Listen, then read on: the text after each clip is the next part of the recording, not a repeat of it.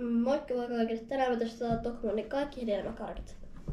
Me käytiin ostaa Tokmannilta tämmönen purkillinen hedelmäkarkkeja. Tää maksoi 3,92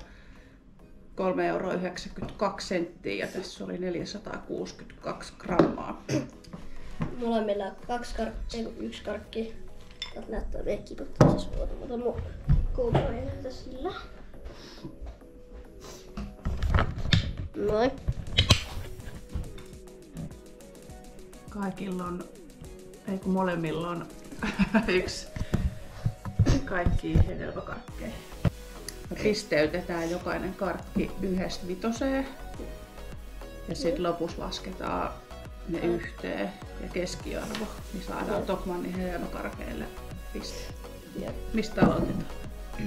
Löydetään tuo vaikka vesimeloni. Vesimeloni, tämmönen.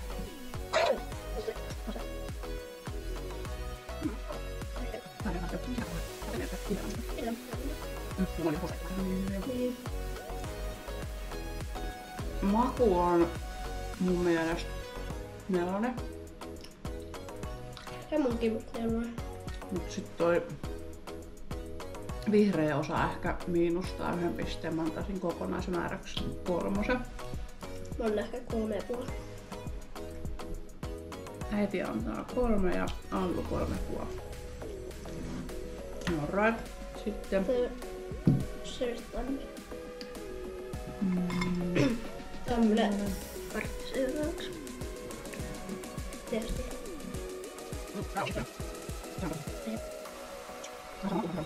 Tuu hampaisiin kyllä. Mä annan 2,5.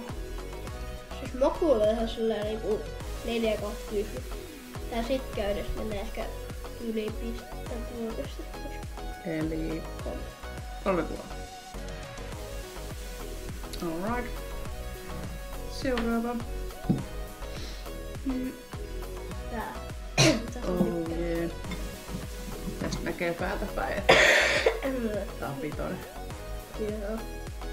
Anna kun on pila.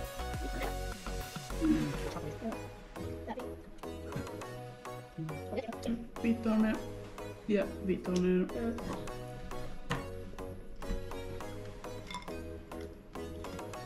Mitä tää? Hampaat.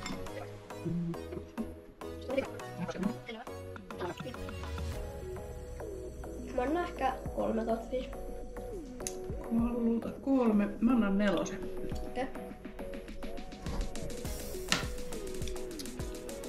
Sitten kokiskarkki. Ja tämmönen iso kokis. Nää on hyviä. Mulla on tässä tämmönen reikä tässä pullossa. Mitä hittoa? No minä. Meillä on tommonen reikä tossa pullossa.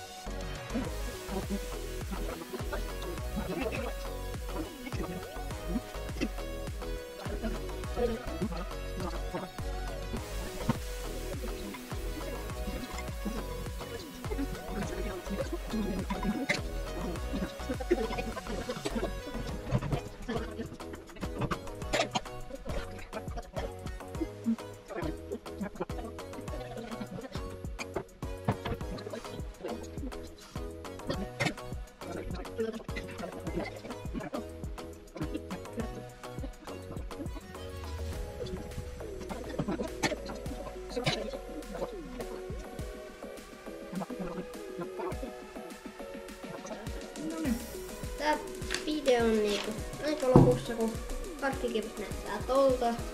Pistetaulukko täältä.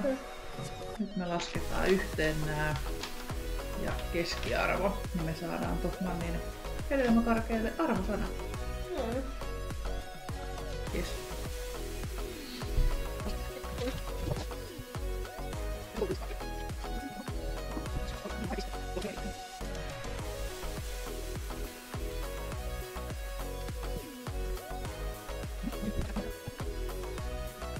Sitten mä pilkku 2 ja loput tuli 7. Okei. Entäs jos sä jaat sen, paljon sun 72 Eiku 73,6. Elikkä siis 1–5 asteikolla keskiarvo oli 3,6. Siellä oli 1, 2, 30 karkkia. Ja sai molemmilta 5. Ja 1, joka sai vain 1 pisteen. Se olisi siis pulkka. Niin. Okei, Tokmannin hedelmäkarkit sai keskiarvoksi 3,6. Joo, siinä meidän laskuhommat 3,6. Ensi kerralla testataan Minkä kautta? K-Marketin. Okei. No, se oli siitä. Tyhjätkää videosta, tilatkaa kanava. Moi moi!